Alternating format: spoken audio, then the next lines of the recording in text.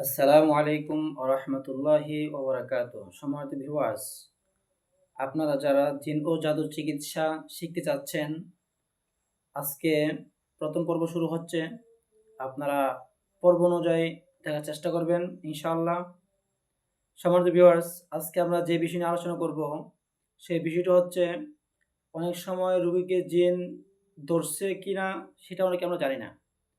অনেক সময় দেখা যায় যে যাদেরকে জিনে ধরে অনেক সময় অস্বাভাবিক আচরণ করে, কিন্তু আমরা বুঝি না এটা কিসের সমস্যা, কোনো জিন্নাতের সমস্যা নাকি অন্য কিছু।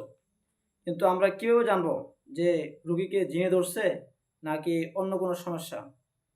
সম্মানিত ভিউয়ার্স, যদি আমরা এই বিষয়ে যদি জানার কারো আগ্রহ থাকে, তাহলে পুরো ভিডিওটা দিল মন দিয়ে যদি দেখি, ইনশাল্লাহ বুঝতে পারবো।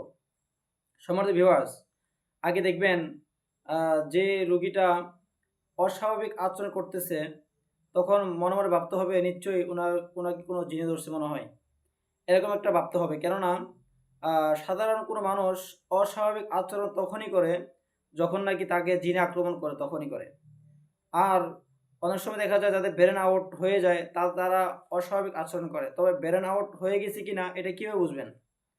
ব্রেন আউট এটা যখন নাকি ব্রেন আউট হয়, তখন মানুষের হুটহাট করে ব্রেন আউট হয় না, একটু সময় নেয়, সময় অনুযায়ী ব্রেন আউট হয়। তখন আমরা বুঝতে পারি যে মানুষের ব্রেন আউট হয়ে গেছে। সম্মানিত ভিউয়ার্স, এখন আমরা জানবো যে কিভাবে রোগীকে জিনে আক্রমণ করলে আমরা কীভাবে বুঝবো যে রোগীকে জিনে আক্রমণ করছে। এখন আমরা যদি এই বিষয়ে আমরা যদি না জানি, তাহলে মানুষকে আসলে কি জিনে ধরলো কিনা এ বিষয়ে আমরা জানবো না। তবে অনেক সময় দেখা যায় যে মানুষ অস্বাভাবিক আচরণ করে, তখন আপনারা ভাববেন না নিশ্চয় এটা জিনের আক্রমণ। তখন আপনারা জিনের চিকিৎসা করার জন্য চেষ্টা করবেন। আর জিনকে কীভাবে আটক করে আমরা দ্বিতীয় পর্ব দেখবো ইনশাআল্লাহ। আসসালামু আলাইকুম রহমতুল্লাহ।